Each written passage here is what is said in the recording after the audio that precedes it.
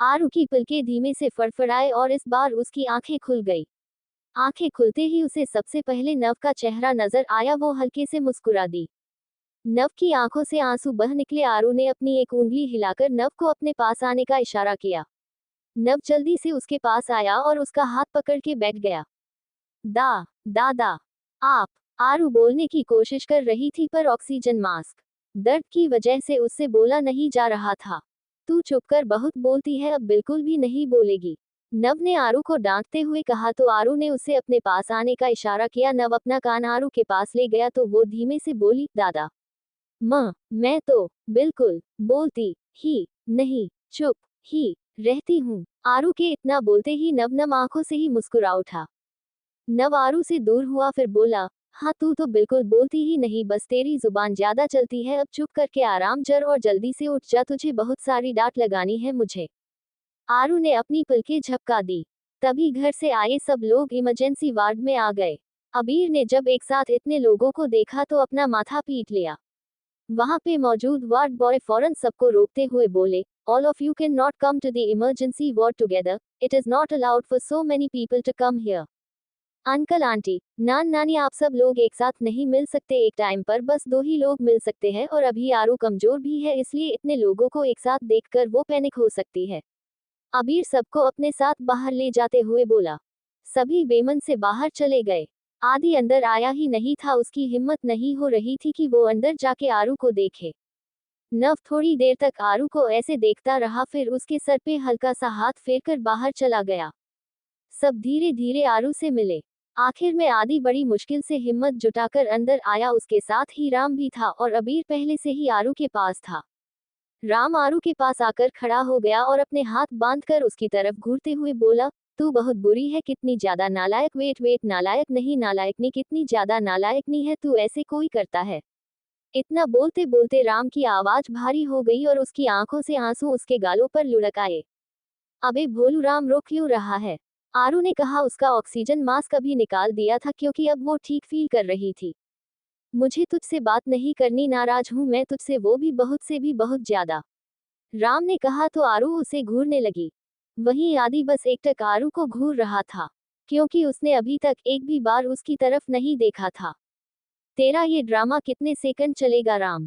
आरू ने हल्की आवाज में कहा तो राम बोला, आज ये ड्रामा सेकंड तक नहीं चलेगा बल्कि पूरे 1 मिनट तक नाराज रहने वाला हूं मैं तुझसे। अरे बापरे, आज तो गुस्सा कुछ ज्यादा ही है। आरू ने कहा, फिर अबीर की तरफ देखते हुई बोली, इसका सर खोलकर जरा इसका ऑपरेशन करो और जो गुस्से वाला वाया है उसे उखाड़ कर फेंको, उसके बाद इसका सर खुला ही रहने देना, कोई जरूरत नहीं है बंद करने की। जहां आरू अबीर से ये सब बोल रही थी वहीं राम अपना मुंह फाड़े बस आरू को देख रहा था। आरू, राम ने चिढ़कर आरू का नाम थोड़ा लंबा खींचते हुए कहा तो वो हंस दी। आरू को हंसते देख राम, अबीर और आदि तीनों ही मुस्कुरा दिए। राम ऐसे ही आकर हल्के से आरू के गले लग गया। आरू ने अपने एक हाथ से उसकी पीठ थपथपा दी। राम आरू से अलग हुआ, फिर बिन कुछ बोले ही बाहर चला गया। आरू के फेस पर हल्की सी स्माइल आ गई। अंडस्को, अमित के हाथ में कुछ पेपर्स थे, वो बस हैरानी से उन्हें पढ़ रहा था। नो नो नो, ऐसा कैसे हो सकता है? अगर ऐसा हुआ तो शान का क्या होगा? नहीं, जरूर कोई गलती हुई है इन सब से। अभी पता करता हूँ। इतना बोलते हुए अमित ने किसी को कॉल लगा दिया। अबे जाहिलो, ये किसकी डिटेल्स निकाली है तुम लोगों ने? मैंने तुमसे आराध्य चौहान की डिटेल्स मांगी थी, तो फिर ये सब क्या है? कॉल रिसीव होते ही अमित एकदम से डांटते हुए बोला तो उधर से एक आदमी बोला, सर मैंने आराध्य चौहान की डिटेल्स दी है आपको और उसमें हर एक इन्फॉर्मेशन सही है। Are you mad? आराध्य की शादी नहीं हुई है, वो अभी तक सिंगल है, इवन शादी तो दूर उसका बॉयफ्रेंड तक नहीं है। अमित थोड़ी तेज आवाज में बोला तो उधर से वो आदमी बोला, सर आराध्य मैम की शादी हो चुकी है, आदित्य राठौर से उनकी शादी सिंपल तरीके से ही हुई है और ये एक लव मैरिज है। आप आराध्य मैम की रिसेप्शन की न्यूज देख लीजिए, मैंने आपको पेन ड्राइव दी है उस फाइल के साथ। अमित ने फौरन कॉल काट दी, फिर अपना लैपटॉप उठा के लाया और उसमें उसने वो पेन ड्राइव लगाई। आरू के रिसेप्शन की पूरी न्यूज उसमें चलने लगी, जो भी आरू के रिसेप्शन पर हुआ, राकेश जी और देवेंद्र जी का आरू दी की लव स्टोरी सुनाना, उसके बाद आरू का उस रिपोर्टर की झंड मारना, फिर डांस वगैरह सब कुछ अमित ने देखा और फिर लैपटॉप बंद कर अपना सर पकड़ के बैठ गया। अगर शान को पता चला तो क्या रिएक्शन होगा, उसका कैसे संभालूंगा उसे, वो तो पागलों जैसे पीछे पड़ा है आराध्य के, उस पे जुनून सवार है आराध्य को पाने का, अब क्या करूं मैं। अमित खुद से ही बड़बड़ा रहा था, तभी किसी ने पीछे से उसके कंधे पर हाथ रखा। उसने पलट कर देखा तो एक लड़की खड़ी थी, करीब 23 साल उम्र, 5 फुट 6 इंच हाइट, काली रंग की बड़ी बड़ी आंखें, गोरा रंग और काले रंग के उसके कंधों से नीचे आते बाल जिनकी उसने चोटी बनाई हुई थी। पिंक कुर्ती के साथ व्हाइट कलर का पलाजो पहने वो लड़की बहुत क्यूट सी लग रही थी। क्या हुआ है अमित, सब ठीक तो है, आप परेशान क्यों लग रहे हो, उस लड़की ने पूछा तो अमित फौरन उठा और उस लड़की के गले लग गया और बोला, कुछ भी ठीक नहीं है प्रिया, मैं क्या करूं, मुझे कुछ समझ नहीं आ रहा है। प्रिया के हाथ तो हवा में ही रह गए, उसे कुछ समझ ही नहीं आया, पर अगले ही पल उसने अमित की पीठ पर अपने हाथ रख दिए। क्या हुआ है आप बताओगे मुझे, तब शायद मैं आपकी हेल्प कर पाऊं। तुम्हें मैंने बताया था न कि शान एक लड़की को पसंद करता है। अमित प्रिया से अलग होते हुए बोला तो उसने हाँ में अपना सर हिलाते हुए कहा, हाँ मुझे पता है, उनका नाम आराध्य है और शान भाई उनसे बहुत प्यार करते हैं। वो शादीशुदा है प्रिया, अगर शान को पता चला तो वो पता नहीं क्या कर बैठेगा, तुम तो जानती हो न वो कैसा है, अभी थोड़े दिन पहले ही उसे अटैक पड़ा था, तब तो सिर्फ आदित्य ने आराध्य को अपनी गोद में उठाया था और उसकी ये हालात हो गए थे। अमित परेशान होकर वहीं बेड पर बैठते हुए बोला। प्रिया ने एक ग्लास में पानी किया फिर अमित की तरफ बढ़ा दिया। अमित ने पानी का ग्लास लिया पर पिया नहीं। पहले पानी पीजिए, प्रिया ने कहा तो अमित ने पानी पी लिया। प्रिया ने उसके हाथ से गिलास लिया फिर उसे साइड में रख दिया और अमित के पास बैठकर उसका हाथ थामते हुए बोली, आराध्य की शादी हो चुकी है, इसका मतलब साफ है कि अब उनपे सिर्फ उनके पति का हक है। मैं जानती हूँ कि ये मुश्किल होगा लेकिन शान भाई को समझना होगा और फिर हम दोनों हैं ना, उन्हें समझाने ले लिए। लेकिन प्रिया आखिर शान ही क्यों, बचपन में उसकी माँ को भगवान ने छीन लिया, उसके बाद वो पागल हो गया, अंकल का प्यार तो कभी उसे मिला ही नहीं और अब जब उसे किसी से प्यार हुआ है वो भी उससे दूर चली जाएगी। अमित बेचैनी के साथ बोला तो प्रिया ने उसे अपने गले से लिया फिर बोली, आप देखना शान भाई की लाइफ में भी कोई लड़की आएगी जो सिर्फ उनकी बनकर रहेगी, फिलहाल आप शांत हो जाए प्लीज। प्रिया ने अमित का सर सहलाते हुए कहा तो अमित ने भी प्रिया पर अपनी पकड़ मजबूत कर दी। अंडस्को राम आरू से अलग हुआ फिर बिन कुछ बोले ही बाहर चला गया। आरू के फेस पर हल्की सी स्माइल आ गई। आदि बस आरू को देख रहा था। आखिर अब जाकर आरू की नजर आदि पर पड़ी, वो उसको देखने लगी। आदि ने अपने कदम आरू की तरफ बढ़ा दिए। आरू ने आदि पर से अपनी नजर हटाई फिर अबीर को देखकर बोली, मेरे दादा को बुला दो प्लीज, मुझे उनसे मिलना है। अबीर ने हाँ में अपना सर हिलाया और गेट की ओर बढ़ गया। अबीर ने नव को अंदर आने को कहा, नव अंदर आ गया।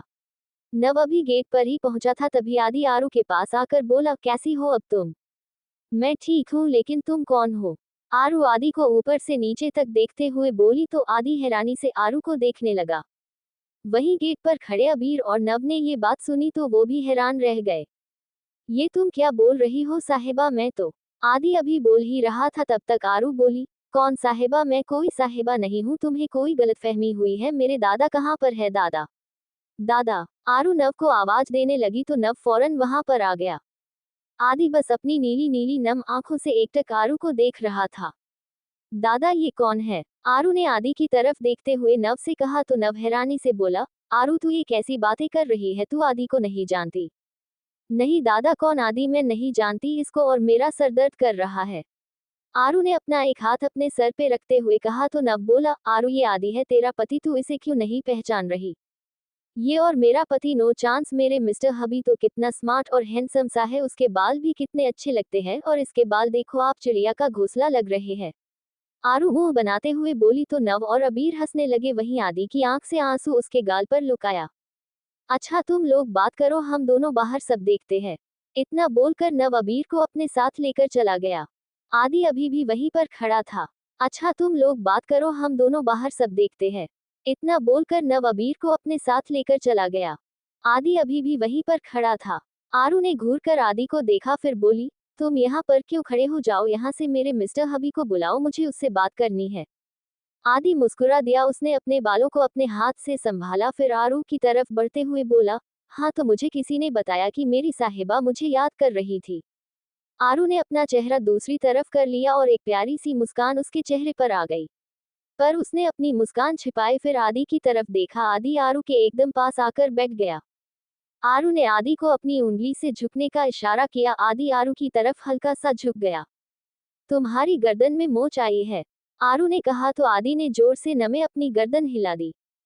तो फिर झुको, आरू हल्का सा चिढ़ते हुए बोली तो आदि थोड़ा सा और झुक गया। थोड़ा और, आरू ने कहा तो इस बार आदि हल्का सा और झुक गया। आदि आरू के काफी करीब आ गया था, उसकी धड़कनों ने एकदम से स्पीड पकड़ ली। आरू ने अपना हाथ उठाया, फिर आदि के जो बाल एकदम सेट थे उन्हें आगे से हल्का बिखेर दिया और बोली, अब परफेक्ट है, मेरे मिस्टर हबी हमेशा ऐसे ही रहते हैं। तुम्हारे मिस्टर हबी जैसे रहते हैं तुमने तो उसको वैसा बना दिया, पर मेरी साहिबा ऐसे नहीं रहती जैसे तुम हो, इसलिए मुझे भी मेरी साहिबा वापस करो और बिल्कुल पहले जैसी हो जाओ प्लीज।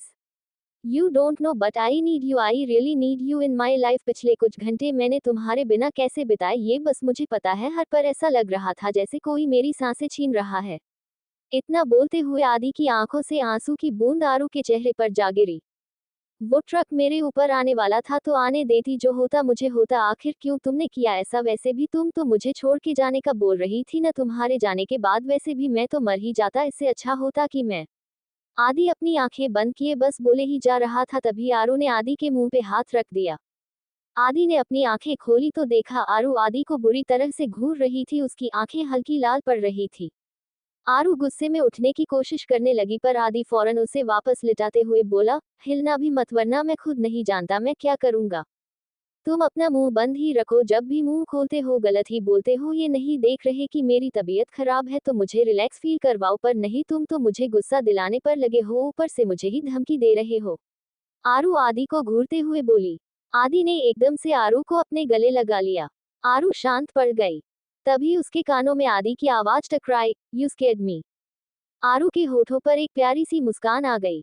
आदि उससे अलग हुआ, फिर उसने हल्के से आरू के गाल पर किस करते हुए बोला, जल्दी ठीक हो जाओ, बहुत कुछ बताना है तुम्हें। आरू कुछ बोलती उससे पहले ही एक नर्स अंदर वार्ड में आई। आदि ने उस ओर अपनी नजर घुमाई तो वो नर्स बोली, sir it's time for her injection, please go out.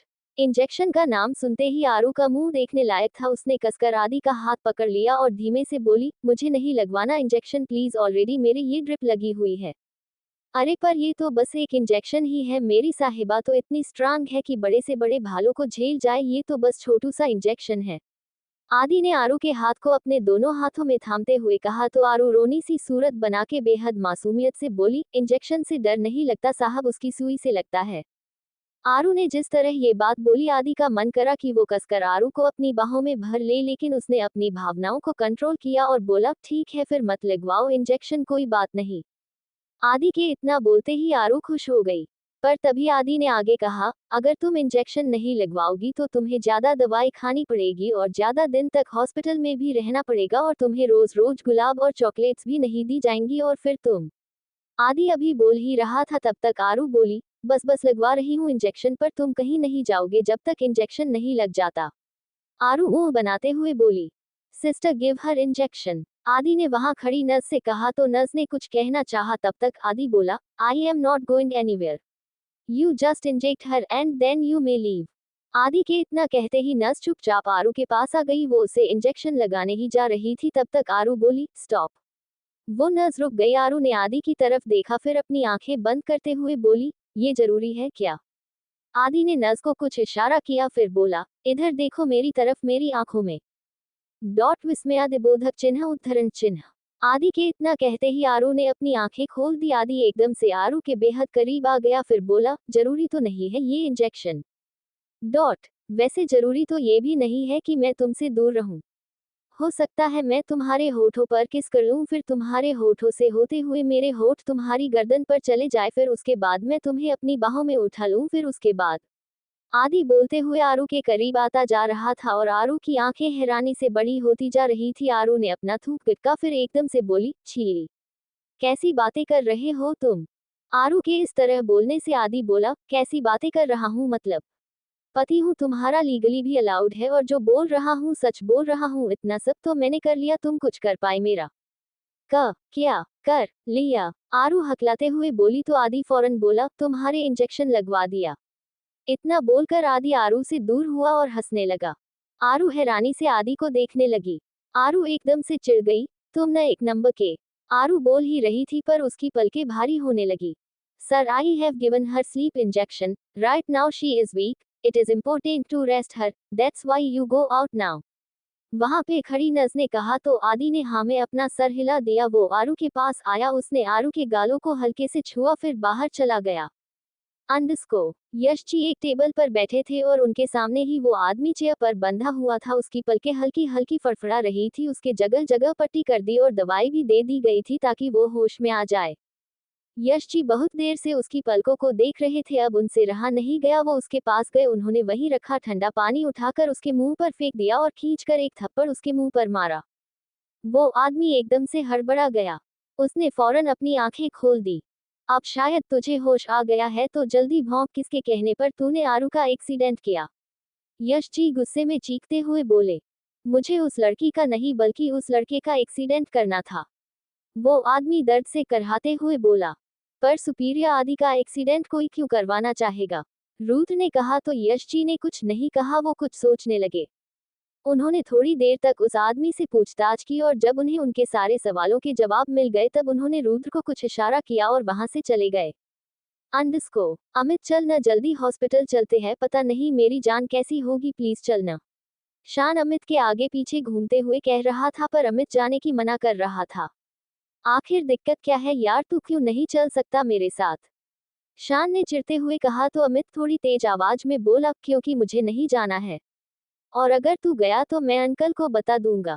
Amit के इतना कहते ही शान चुप पड़ गया। उसने घूरकर अमित को देखा, फिर तेजी से अपने कमरे की ओर अपने कदम बढ़ा दिए और एक जोरदार आवाज के साथ दरवाजा बंद कर दिया। अमित ने कसकर अपनी आंखें बंद कर ली। प्रिया जो अभी अभी बाहर से आ रही थी, दरवाजे की आवाज सुनकर एकदम से चौंक गई। उसने ऊपर की तरफ देखा तो पाया शान का कमरा बंद है। वो अमित के पास गई, फिर बोली, ये शान भाई को क्या हुआ है? हॉस्पिटल जाने की जिद कर रहा है तो मैंने कह दिया अगर तू गया तो मैं अंकल को बता दूंगा, इसलिए नाराज हो गया है शायद। अमित हताश सा होकर सोफे पर बैठते हुए बोला। ये आप कैसी बातें कर रहे हैं अमित, आपको शान भाई के साथ जाना चाहिए वरना वो कुछ उल्टा सीधा न कर ले। आप तो जानते हो उन्हें, और रही बात आराध्या की, तो जब भाई को पता चलेगा कि वो शादीशुदा है तब भाई अपने आप समझ जाएंगे। फिलहाल आपको जाना चाहिए, प्रिया ने अमित को समझाते हुए कहा। तो अमित ने हाँ में अपना सर हिला दिया और शान के कमरे की तरफ बढ़ गया। शान चल हॉस्पिटल चलते हैं, अमित ने दरवाजा नॉक करते हुए कहा। पर वो दरवाजा अपने आप ही खुल गया। अमित अंदर आया तो देखा शान बालकनी में खड़ा है। उसने उस ओर अपने कदम बढ़ा दिए और जब वहां का नजारा देखा तो देखता ही रह गया। To be continue.